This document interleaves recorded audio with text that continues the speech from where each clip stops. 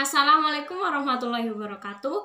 Perkenalkan, kami dari kelompok 5 akan mempresentasikan hasil analisis laporan keuangan PT Waskita Beton tahun 2017 yang beranggotakan ada Astria, yang kedua ada Mafazatul, yang ketiga ada saya Atiaul Nikmah. Langsung saja ke profil perusahaan. PT Waskita Beton ini resmi menjadi entitas dari anak perusahaan PT Waskita Karya pada tanggal 7 Oktober 2014. Waskita Beton ini berpusat pada gedung teras kita, lantai 3 sampai 3A, Jalan MT Haryono, Kavling nomor 10A, Jakarta Timur 13.340. Nomor teleponnya ada 6221 2289 2999. Waskita Beton ini perusahaan yang bergerak dalam industri manufaktur produksi beton dan ready mix dengan kapasitas produksi saat ini terbesar di Indonesia. Lanjut ke visi perusahaan, yaitu menjadi perusahaan yang terdepan di Indonesia di bidang manufaktur precast, ready mix, quarry, jasa konstruksi, dan potion precast concrete. Misi perusahaannya yaitu pertama ada membuat produk secara terus-menerus, memenuhi persyaratan dan ditetapkan oleh pelanggan, serta melakukan inovasi dalam pengembangan produk dan mendapatkan pengakuan dari pelanggan. Yang kedua ada menjadikan SDM yang kompeten dan ahli di industri precast, ready mix, quarry, jasa konstruksi, dan potential precast concrete. Yang ketiga ada menjalin hubungan saling menguntungkan dengan pihak-pihak yang berkontribusi terhadap kemajuan precast. Yang keempat ada memanfaatkan teknologi informasi dalam mencapai daya saing. Produk dari perusahaan ini ada pipa beton bertulang, lalu ada bantalan jalan rel, lalu ada tiang beton, ada pondasi jaring laba-laba, dan masih banyak lagi.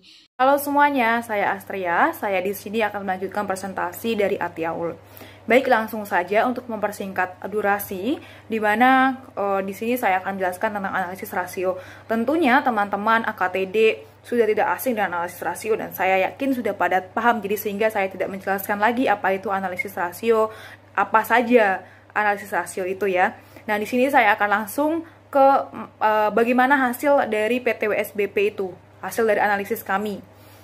Nah, baik, analisis rasio ini yang pertama adalah kita menganalisis likuiditas, rasio likuiditas, di mana pada tahun 2017 kita fokus tahun 2017 saja. Mungkin teman-teman bertanya-tanya mengapa kita memakai 4 tahun terakhir.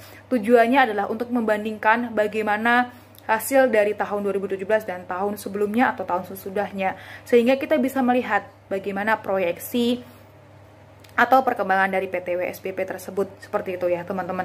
Nah, di sini kita bisa lihat di mana pada tahun 2017 current ratio itu kan formulanya aktiva lancar dibagi dengan kewajiban lancar, dan pada tahun 2017 aktiva lancar PT WSBP membukukan 11 triliun sekian. Teman-teman bisa lihat di belakang, dan untuk kewajiban lancarnya yaitu 7 triliun sekian dan menghasilkan current ratio yaitu 1,52. Nah, di sini nih tujuannya kita bisa melihat bagaimana PT WSBP pada tahun 2017 current rasionya dibandingkan dengan tahun sebelumnya 2016 dan tahun-tahun berikutnya. Dan di sini rata-rata current ratio yaitu tidak lebih dari 2, meskipun di atas 1 tapi tidak lebih dari 2. Jadi dapat kita simpulkan bahwa PT WSBP dapat mengelola operasional hutang lancarnya, seperti itu. Baik, next. Kemudian selanjutnya adalah quick ratio. Nah, hasil dari quick ratio kami teman-teman bisa lihat di tabel bahwasanya pada aktiva lancar 2017 PT WSBP berhasil membukukan 11 triliun sekian, persediaan 858 juta sekian, dan kewajiban lancar 7 triliun sekian. Dengan hasil quick ratio yaitu 1,41. Teman-teman bisa lihat 4 tahun terakhir PT WSBP berhasil membukukan quick ratio dari hasil perhitungan kami yaitu tidak lebih dari 2, meskipun di atas 1, sama dengan current ratio. Artinya dalam melunasi atau mengoperasionalkan kewajiban lancarnya masih terbilang baik Nah, kemudian ada Oke, baik. Selanjutnya adalah net working capital atau NWC. Di sini formulanya adalah aktiva lancar dikurangi dengan kewajiban lancar dibagi dengan kewajiban lancar. Dan teman-teman bisa lihat di tabel bahwasanya pada tahun 2017 PT WSBP berhasil membukukan aktiva lancar sebesar 11 triliun dan juga 11 triliun sekian dan kewajiban lancar 7 triliun sekian dengan hasil NWC-nya di bawah 1. Dan rata-rata 4 tahun terakhir dari PT WSBP adalah di bawah 1. Artinya sangat baik dapat kita simpulkan bahwasanya net working capital dari PT WSBP sangat baik karena nilainya sangat kecil hingga di bawah 1. Kemudian ada analisis modal kerja, di mana teman-teman bisa dilihat kita sudah menganalisis dari modal kerja dari PT WSBP ini, dan hasilnya adalah PT WSBP mengalami penurunan modal kerja. Dari tabel perubahan modal kerja PT Waskita Beton pada tahun 2016 dan juga 2017, di atas dapat diketahui bahwa pada tahun 2017 aktiva lancar mengalami penurunan yaitu sebesar 8 triliun sekian dari sebelumnya, yaitu tahun 2016 mohon maaf, dan juga hutang lancarnya itu sebesar 14 triliun sekian.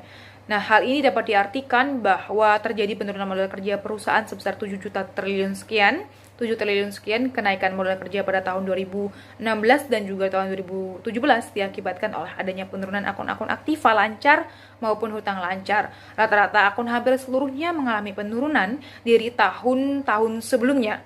Akun yang mengalami penurunan yang paling besar yaitu pinjaman jangka pendek sebesar 5 triliun sekian. Nah, kemudian ada laporan sumber dan penggunaan modal kerja, di mana kita menyusun di tabel di belakang, kita menyusun bagaimana sumber-sumber modal kerja dan penggunaannya itu ke arah mana untuk PT WSBP ini. Nah, bisa kita lihat dari tabel di atas dapat diketahui bahwa pada tahun 2017 perusahaan Waskita Beton mengalami penurunan modal kerja sebesar 1 triliun sekian. Penurunan modal kerja ini dikarenakan sumber modal kerja yang lebih kecil daripada penggunaannya. Nah, di titik poinnya, pada tahun 2017 memang perusahaan mencatat saldo laba yang mengalami peningkatan pada tahun sebelumnya, yaitu 2016. 2017 ini lebih tinggi saldo labanya. Namun, di mana saldo laba telah ditentukan sebesar 231 juta, saldo laba belum ditentukan sebesar 1 triliun. Sehingga penggunaan pada tahun 2017 itu lebih tinggi. Kebijakan yang diambil pada tahun ini kurang tepat karena akibat penggunaan modal kerja yang lebih besar daripada sumber modal kerja, maka perusahaan mengalami kekurangan modal kerja yang terlalu berdampak kurang baik bagi operasional perusahaan. Oke, selanjutnya adalah rasio profitabilitas. Setelah likuiditas, kami menganalisis rasio profitabilitas. Yang pertama adalah gross profit margin atau GPM. Nah, teman-teman bisa fokus di belakang, di mana kami berhasil membukukan 4 tahun terakhir seperti sebelumnya. Dan pada tahun 2017, kita fokus tahun 2017, di mana laba kotor dan juga penjualan. Laba kotor dari PT WSBP yaitu 1 triliun sekian dan penjualannya 406 juta sekian. Nah, untuk gross profit margin dari PT WSBP pada tahun 2017 yaitu 4,8%. Ini bisa kita lihat dan bandingkan pada tahun 2016 dan juga 2018 bahwa 4,8% ini termasuk yang sangat kecil jika dibandingkan dengan tahun 2016 yang berhasil mencatat gross profit margin yaitu 11,2%. Kemudian ada operating profit margin. Nah, operating profit margin pada formulanya yaitu laba operasi dibagi penjualan dikali 100%. Nah, untuk OPM dari PT WSBP pada tahun 2017 yaitu laba operasi berhasil membukukan 1 triliun sekian dan penjualan 406 juta sekian dengan OPM 2,8%. Lagi-lagi dalam menghasilkan profitabilitas pada tahun 2017 dengan rasio OPM, PT WSBP tercatat lebih kecil dibandingkan dengan tahun 2016 dan tahun sesudahnya pada tahun 2018. Kemudian ada net profit margin, di mana formulanya yaitu laba setelah pajak dibagi dengan penjualan bersih dikali dengan 100%. Teman-teman bisa fokus pada tahun 2017 saja, di mana laba setelah pajaknya berhasil membukukan 1 triliun sekian dan penjualan bersihnya 406 juta sekian dengan NPM 2,5%. Lagi-lagi, PT WSBP tidak pada tahun 2017 tidak dapat membukukan net profit marginnya tidak lebih besar daripada tahun 2016, yaitu tahun sebelumnya. Dan teman-teman bisa lihat selanjutnya adalah return on asset dan return on equity. Nah, teman-teman, semakin besar dari ROA perusahaan, maka semakin baik perusahaan tersebut. Mengapa? Karena return ini adalah mengibaratkan bahwa perusahaan dapat menghasilkan return atau laba dari jika dibandingkan dengan aset atau equity yang dimilikinya. Bagaimana perusahaan itu mengoperasional dari aset dan equity-nya untuk menghasilkan sebuah return. Nah, untuk ROA-nya sendiri kita juga sudah menganalisis 4 tahun terakhir, teman-teman. Di sini teman-teman bisa lihat di belakang bahwasanya pada tahun 2017 ROA-nya mengalami penurunan lagi dibandingkan dengan tahun 2016. Untuk formulanya sendiri kan untuk ROA adalah net profit dibagi dengan total aset dikali 100%, dan untuk ROE adalah net profit dibagi total equity dikali 100%. Nah, selanjutnya kita udah rasio likuiditas, rasio profitabilitas, selanjutnya ada rasio solvabilitas. Nah, teman-teman bisa lihat yaitu dari rasio solvabilitas ada 4, yaitu DAR, debt to asset ratio, di mana formula adalah total hutang dibagi dengan total aset. Teman-teman, di sini juga kita memakai 4 tahun terakhir 2016 hingga 2019. Jadi di sini kita fokus tahun 2017, di mana PT WSBP dapat membukukan total hutangnya sebesar 8 triliun sekian dengan total aset 16 triliun sekian dengan hasil DAR-nya 0,50. Nah, kebalikannya dengan ROA dan ROE untuk DAR dan DER, yaitu semakin kecil maka semakin bagus. Artinya perusahaan ini mampu mengelola kewajiban jangka panjangnya dengan baik, gitu ya. Nah, untuk DAR-nya sendiri PT WSBP itu berhasil membukukan 0,50 dan rata-rata memang 4 tahun terakhir yaitu di bawah 1. Dan untuk DER-nya sendiri yaitu formula total hutang dibagi dengan total modal, di mana total hutang dari PT WSBP 8 triliun sekian dan total modal PT WSBP pada tahun 2017 itu 8 triliun 134.550 dengan menghasilkan DAR-nya itu 0,98. Dan teman-teman juga bisa lihat bahwasanya PT WSBP bisa membukukan DAR di bawah 1 juga selama 4 tahun terakhir. Yang selanjutnya ada long term debt to asset ratio. Nah, ini sama, hanya saja yang dipakai tidak hanya total hutang tapi juga total hutang jangka panjang long term. Untuk jangka panjangnya yaitu pada tahun 2017 total hutang jangka panjangnya PT WSBP 1 triliun sekian dan total asetnya yaitu 16 triliun sekian dengan menghasilkan LDAR-nya itu hanya 0,12. Ini sangat bagus, artinya jika dibandingkan dengan aset, total hutang jangka panjang PT WSBP ini tidak terlalu besar atau sangat kecil, hanya 0,12 saja. Dan untuk long term to equity, debt to equity, LDAR, yaitu total hutang jangka panjang dibandingkan dengan equity-nya, total modalnya. Dan total hutangnya 1 triliun sekian, sedangkan total modalnya 8 triliun sekian. Nah, hanya menghasilkan 0,24. Ini sangat kecil, artinya total modalnya, total hutang perusahaan PT WSBP itu hanya 0,24-nya saja dari total modal yang dimiliki PT WSBP ini. Teman-teman, yang terakhir adalah rasio aktivitas. Nah, untuk rasio aktivitas ini sendiri dibagi menjadi banyak. Yang pertama adalah asset turnover. Teman-teman bisa tahu ya kalau asset turnover adalah perbandingan antara penjualan dengan total suatu perusahaan, di mana rasio ini menggambarkan kecepatan perputaran total aktiva dalam satu periode.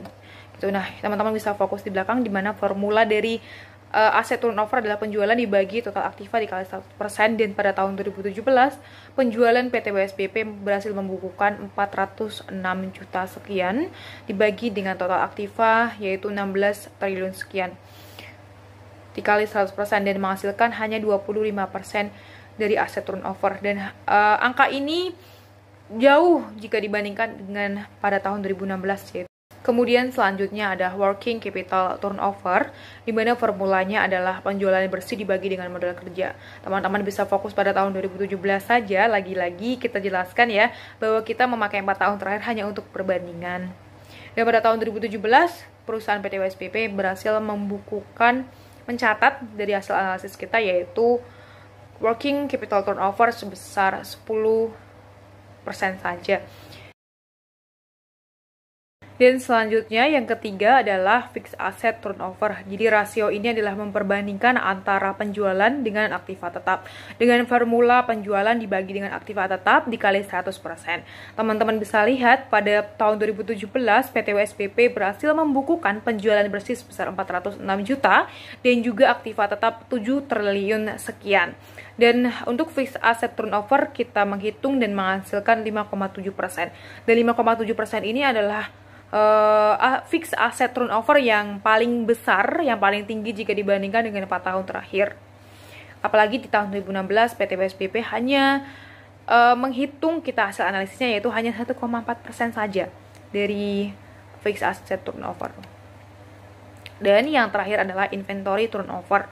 Nah, inventory turnover ini yaitu membandingkan dengan penjualan dibagi dengan persediaan. Jadi menunjukkan kemampuan dana yang tertanam dalam inventory berputar dalam satu periode tertentu. Seperti itu. Dan untuk penjualan daripada tahun 2017 PT WSBP berhasil membukukan 406 juta sekian, dan juga untuk persediaannya 1 triliun sekian, dan berhasil membukukan inventory turnover yaitu 26%, dan angka ini adalah angka yang paling tinggi jika dibandingkan dengan 4 tahun terakhir PT WSBP. Oke, dapat kami simpulkan dari hasil analisis kami dari rasio aktivitas ini, di mana pada tahun 2017 PT WSBP ini berhasil mencatat angka yang paling tinggi jika dibandingkan tahun sebelumnya dan juga tahun sesudahnya.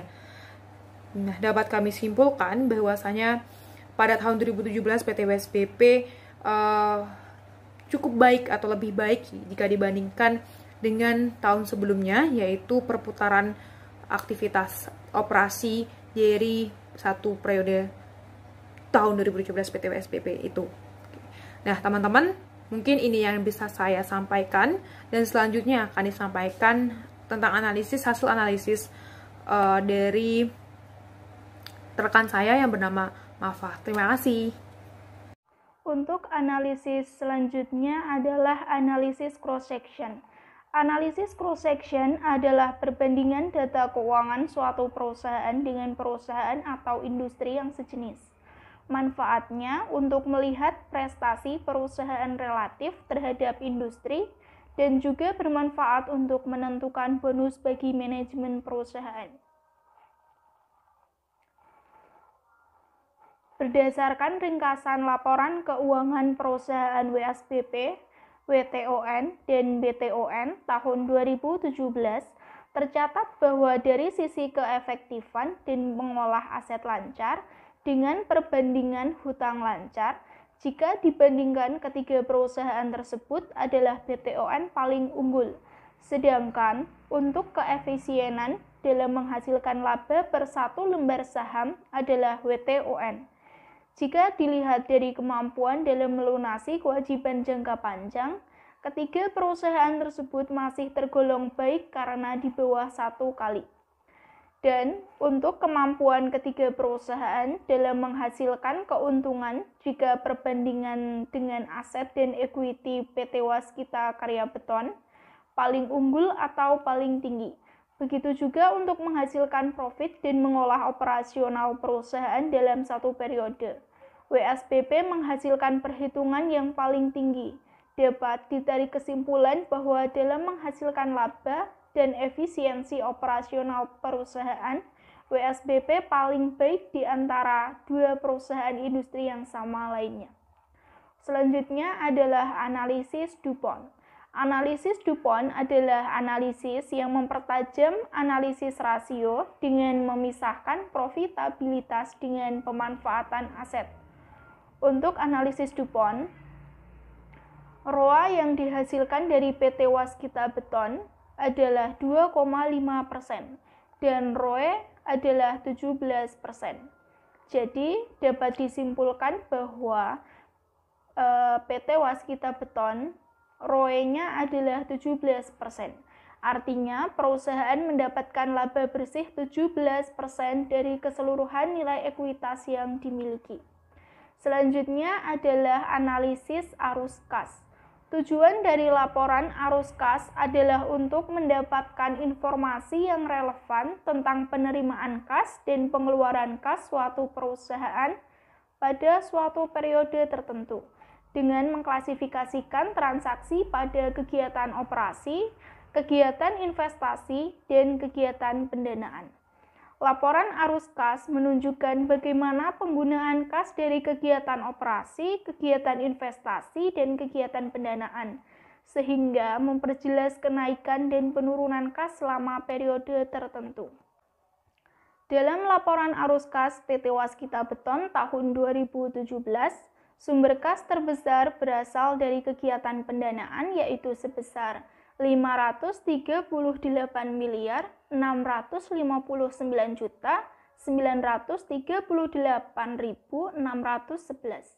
Kemudian kas untuk kegiatan operasi yaitu 2.413.798.672.493 dan kas untuk kegiatan investasi yaitu 1.336.899.771 dan terjadi penurunan kas pada tahun 2017 sebesar 3.174.474.823.659. Saldo kas pada awal tahun sebesar 4.250.820.405.671 sehingga saldo kas pada akhir tahun sebesar 1.028.582.018. Ya, selanjutnya ada analisis common size. Teknik analisis yang dilakukan dengan cara membuat perbandingan antara suatu elemen dari laporan keuangan tertentu sebagai komponen dari elemen yang lain pada laporan keuangan yang sama yang disusun dengan cara menghitung tiap-tiap rekening dalam laporan laba rugi dan laporan posisi keuangan menjadi proporsi dari total penjualan atau untuk laporan laba rugi atau dari total aset untuk neraca. Ada rumusnya yaitu analisis common size. Rumusnya yang neraca untuk aktiva ada akun aktiva dibagi total aktiva dikali 100%. Untuk neraca pasifanya sama yaitu akun pasiva dibagi total pasiva dikali 100%. Sedangkan untuk rumus yang laba rugi yaitu akun laba rugi dibagi total penjualan dikali 100%. Ya, bisa dilihat ada analisis common size laporan laba rugi PT Waskita Beton tahun 2016 dan tahun 2017. Dapat dilihat dan bisa kita simpulkan yaitu untuk penjualannya yaitu mengalami kenaikan dari tahun 2016 ke tahun 2017. Untuk beban pokok penjualannya dalam analisis ini diketahui bahwa persentase dari beban pokok penjualan mengalami penurunan. Lalu untuk laba tahun berjalannya pada analisis ini mengalami kenaikan di tahun 2017 dari tahun 2016. Selanjutnya ada analisis common size dari neraca. Tentunya masih pada PT Waskita Beton 2016 sampai 2017. Dapat ditarik kesimpulan dari analisis tersebut, dari tabel tersebut, yaitu untuk aset lancarnya terjadi penurunan jumlah aset lancar pada tahun 2016 ke tahun 2017. Sedangkan untuk aset tidak lancarnya mengalami kenaikan. Untuk liabilitas jangka pendeknya terjadi peningkatan pada liabilitas jangka pendek dari tahun 2016 ke tahun 2017. Awalnya 35,52% menjadi 50,90%. Untuk liabilitas jangka panjangnya sendiri mengalami penurunan dari tahun 2016 ke tahun 2017 yang awalnya 10,56% menjadi 0,06% di tahun 2017. Untuk ekuitasnya sendiri mengalami penurunan yang awalnya itu 52,92% pada tahun 2017 menjadi 49,04% pada tahun 2017. Ya, selanjutnya ada analisis kebangkrutan. Ada persamaan untuk perusahaan go public dengan menggunakan rumus Z-score, yaitu rumusnya 1,2 kali X1 ditambah 1,4 X2 ditambah 3,3 X3 ditambah 0,6 X4 ditambah 1,0 X5. Untuk keterangannya yaitu X1-nya itu aktiva lancar dikurangi hutang lancar dibagi total aktiva. Sedangkan untuk X2-nya laba ditahan dibagi total aset. Untuk X3-nya laba sebelum bunga dan pajak dibagi total aset. Untuk X4-nya nilai pasar saham biasa dan preferensi dibagi nilai buku total hutang. Untuk X5-nya penjualan dibagi total aset. Angka-angka ini didapat dari laporan keuangan PT Waskita Beton pada tahun 2017.